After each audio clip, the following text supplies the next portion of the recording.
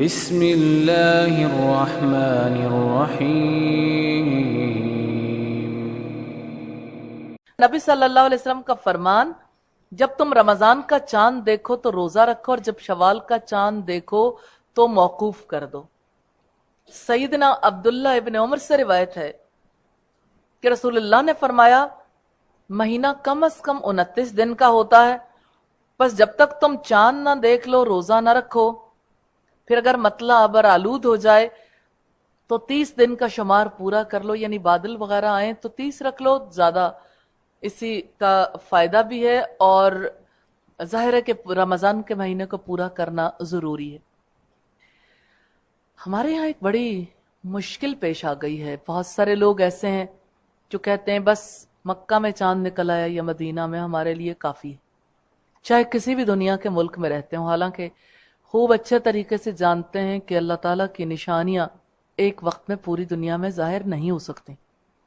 اگر یقین نہیں آتا تو اس وقت امریکہ میں کیا وقت ہے، خود سعودیہ میں کیا وقت ہے، کیا وقت فرق نہیں ہے؟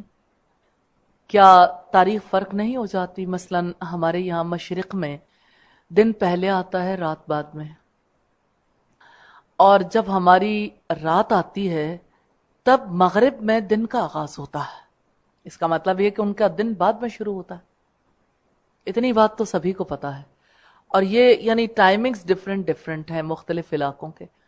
اب یہ دیکھیے کہ جغرافیکلی بھی یہ ثابت شدہ حقیقت ہے کہ چاند ایک وقت میں پوری زمین کے لیے نہیں نکل سکتا، اس کی مختلف پوزیشنز ہوتی ہیں۔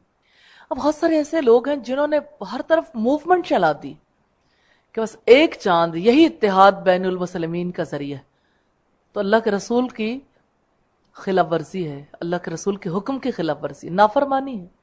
آپ نے فرمایا چاند دیکھ کر روزہ رکھو اور چاند دیکھ کر ہی افطار کرو، مراد یہ ہے کہ عید کا چاند دیکھ کر ہی روزے رکھنے بند کر دیں گے۔ ام المومنین ام سلمہ سے روایت ہے کہ ایک بار نبی صلی اللہ علیہ وسلم نے اپنی ازواج مطہرات سے ایک مہینے کا ایلا کیا، یعنی ترک تعلق کی قسم کھائی۔ پھر جب 29 دن گزر گئے تو صبح کے وقت یا دوپہر کے بعد آپ اپنی بیویوں کے پاس تشریف لے گئے۔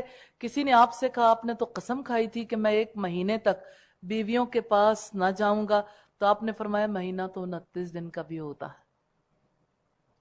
سیدنا ابو بکر نبی صلی اللہ علیہ وسلم سے روایت کرتے ہیں کہ آپ نے ارشاد فرمایا 2 مہینے ایسے ہیں کہ کم نہیں ہوتے، دونوں مہینے عید کے ہیں، رمضان اور ذی الحجہ۔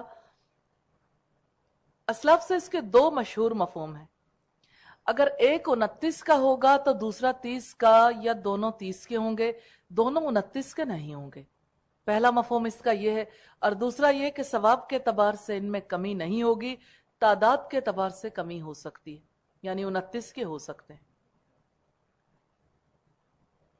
نبی صلی اللہ علیہ وسلم کا فرمانا، ہم لوگ نہ لکھنا جانتے ہیں نہ حساب جانتے ہیں۔ بہت دلچسپ روایت ہے، سیدنا ابن عمر نبی صلی اللہ علیہ وسلم سے روایت کرتے ہیں کہ آپ نے فرمایا ہم امی ان پڑھ لوگ ہیں، حساب کتاب نہیں جانتے۔ پھر انگلیوں کے اشارے سے بیان فرمایا کہ مہینہ اس طرح اور کبھی اس طرح ہوتا ہے، یعنی کبھی 29 دن کا اور کبھی 30 دن کا۔ یہ اس طرح کی وضاحت ہمیں مسلم کی روایت سے ملتی ہے۔ 3 دفعہ یہ آپ نے فرمایا کہ مہینہ یا تو 1 2 3، یہ 10 انگلیاں ہیں نا، یعنی 30 دن کا ہوتا ہے، یا آپ نے فرمایا 1 2، اور تیسری دفعہ آپ نے یہ انگوٹھا بند کر لیا کہ 29 دن کا ہوتا ہے۔ کہ ہم تو زیادہ حساب کتاب نہیں جانتے، لیکن اتنا پتہ ہے یا 29 کا ہوتا ہے یا 30 کا ہوتا ہے۔ ابن ماجہ میں بھی یہ روایت 1657 نمبر پر موجود ہے۔